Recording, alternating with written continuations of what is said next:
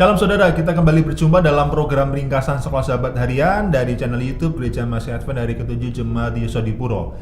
Dan kita tiba pada pelajaran hari Kamis pada tanggal 10 Oktober dan pelajaran hari ini judulnya adalah Kebangkitan Lazarus. Kita berdoa terlebih dahulu. Bapa di surga, biarlah Roh Kudus yang menuntun kami mengajar ketika mempelajari firman-Mu pada hari ini. Terima kasih dalam nama Tuhan Yesus kami berdoa dan mengucap syukur. Amin. Baik, kisah kematian dan kebangkitan Lazarus pasti adalah sebuah kisah yang sudah sering akrab dengan telinga kita, yang sudah familiar dengan pikiran kita. Dan dalam kisah ini, dalam Yohanes pasal 11, paling tidak ada beberapa hal menuliskan ada sebuah kisah yang penuh dengan duka.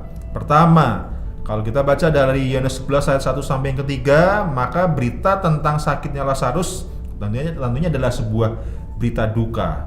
Lalu ada tangisan atas kematian Lazarus dari ayat 19, 31 dan 33. Begitu pula tangisan dari Maria dan Marta. Lalu Yesus sendiri juga menangis dalam ayat yang ke-35.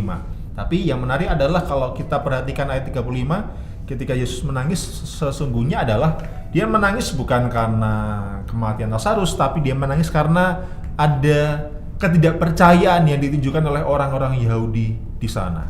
Baik, mengenai sakitnya Lazarus, Yesus mengatakan di dalam Yohanes 11 ayat yang keempat, ketika Yesus mendengar kabar itu, dia berkata, penyakit itu tidak akan membawa kematian, tetapi akan menyatakan kemuliaan Allah. Sebab oleh penyakit itu anak Allah akan dimuliakan. Jadi dikatakan di sini bahwa sakitnya Lazarus ini akan membawa kemuliaan bagi Allah dan juga anak Allah, dan bahkan tidak akan membawa kematian. Tapi kita tahu kisahnya akhirnya juga mati si Lazarus ini. Baik, tapi kalau Yesus mengatakan bahwa sakitnya Lazarus akan membawa kemuliaan bagi Tuhan dan bagi anak Allah yang akan ditinggikan, tapi sikap Yesus seperti agak bertolak belakang. Kalau kita membaca di ayat yang ke-6, di sana dikatakan bahwa Yesus sengaja menunda 2 hari untuk tidak langsung datang ke Lazarus ketika diberitahu bahwa Lazarus ini telah sakit. Bahkan ketika mendengar kabar bahwa Lazarus mati, di ayat yang ke-15 dikatakan, tetapi syukurlah aku tidak hadir pada waktu itu. Ini agak lucu saudara.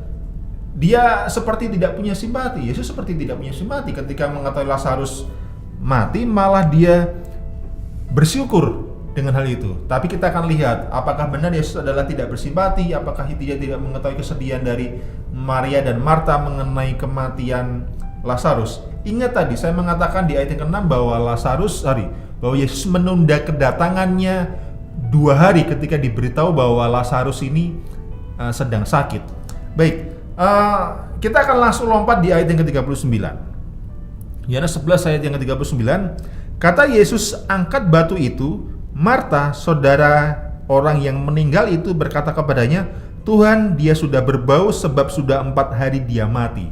Jadi ketika dia membangkitkan Lazarus itu, Lazarus sudah mati 4 hari dan sudah mulai berbau. Kalau berbau artinya apa? Jasadnya sudah mulai ada pembusukan, meskipun belum pembusukan total, tapi sudah mulai ada pembusukan. Saudara, inilah yang menarik. Ingat tadi di ayat yang keempat Yesus mengatakan bahwa peristiwa Lazarus sakitnya dia ini akan memuliakan Tuhan dan membuat anak Allah akan ditinggikan. Saudara, dalam perjanjian lama sudah ada kisah ketika orang yang mati dibangkitkan. Tapi kebanyakan orang yang mati dibangkitkan adalah di hari itu dia mati atau tidak lama setelah dia mati dia dibangkitkan. Tapi dalam hal ini sudah 4 hari Lazarus mati, sudah mulai berbau badannya, artinya jasadnya sudah mulai busuk.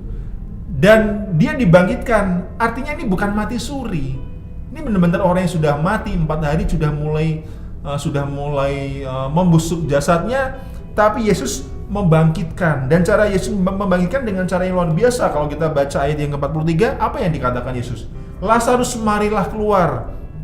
Dan ayat 44, begitu Yesus mengatakan Lazarus mari keluar, di ayat ke-44 orang yang telah mati itu datang keluar dengan kaki dan tangan masih terikat dengan kain kafan. Saudara, kembali kepada ayat yang keempat, bahwa dengan peristiwa sakitnya Lazarus bahkan dia kemudian mati, nama Tuhan akan dimuliakan. Kenapa demikian?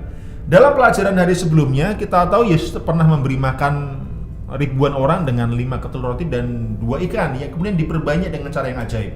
Lalu dalam pelajaran di hari Selasa, bagaimana seorang yang sakit buta sejak lahirnya kemudian disembuhkan dengan cara yang ajaib ketika mengadu air ludah dengan tanah lalu dioleskan kepada mata orang buta itu, dan orang buta itu bisa sembuh. Tapi masih saja ada orang yang skeptis, yang meragukan Yesus, yang tidak percaya bahwa dia datang dari Tuhan. Tapi di sisi lain ada orang yang percaya bahwa bagaimana mungkin orang berdosa bisa berbuat ajaib seperti itu, sehingga dia sengaja menunda 2 hari untuk tidak datang, sehingga akhirnya Lazarus mati sudah 4 hari, sudah mulai berbau, jasadnya sudah mulai membusuk, dan dengan kondisi yang sudah membusuk itulah dibangkitkanlah Lazarus. Kalau Yesus tidaklah menunda 2 hari, maka artinya Lazarus mati baru 2 hari. Mungkin belum berbau, mungkin belum membusuk, dan mungkin orang punya alasan, oh itu mati suri.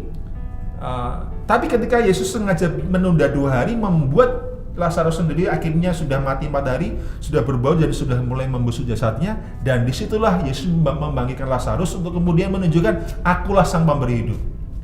Kalau kita baca dalam Yohanes 11 ayat yang ke-25 dan 26, perkataan Yesus kepada Maria atau Marta, akulah kebangkitan dan hidup, barang siapa percaya kepadaku, dia akan hidup walaupun dia sudah mati.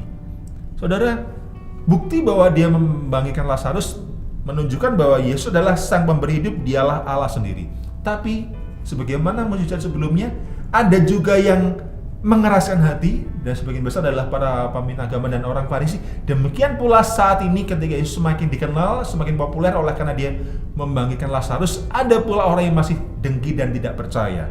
Kalau kita baca di ayat yang ke-50 dan 53, di sana Kayafas, imam besar, mengusulkan untuk membunuh Yesus. Saudara, satu hal yang ironi. Yesus si pemberi kehidupan yang membangkitkan Lazarus dari kematian dan membuat dia hidup kembali. Tapi orang-orang tidak percaya, imam besar tidak percaya, dan bahkan berusaha berusaha membunuh Yesus yang adalah si empunya kehidupan. Masuk akal nggak? Bagaimana kita mau membunuh seseorang yang dari dirinya dia si pemberi kehidupan? Jadi dalam hal ini kita bisa melihat bahwa penolakan orang-orang itu, keraguan para pemimpin agama, orang Farisi, para imam adalah karena mereka mengeraskan hati. Saudara, dari satu mukjizat orang ada yang percaya, tapi dari satu mukjizat yang sama pula ada orang yang mengeraskan hatinya.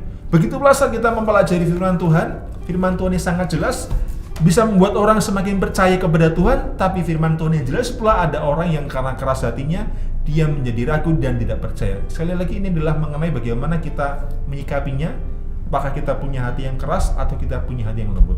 Dan Daud mengatakan dalam Mazmur 51 kalau tidak salah, Tuhan tahirkan hatiku. Dan kita perlu meminta hati yang baru kepada Tuhan, sehingga ketika firman Tuhan dinyatakan atau ketika ada tanda supranatural yang menyertainya, kita boleh percaya. Tidak seperti orang Farisi dan para imam, bahkan sudah ada tanda-tanda yang jelas supranatural, menyembuhkan orang yang sakit buta, orang mati dibangkitkan, tapi mereka masih berkeras hati. Sekali lagi ini adalah mengenai bagaimana kita boleh berdoa kepada Tuhan, meminta hati yang dilembutkan, sehingga apapun yang dinyatakan firman Tuhan, ketika ada peristiwa yang luar biasa yang dinyatakan kepada kita boleh percaya kepada Tuhan dan iman kita boleh semakin bertumbuh. Demikian pelajaran Sekolah Sahabat di hari Kamis ini. Tuhan memberkati saudara.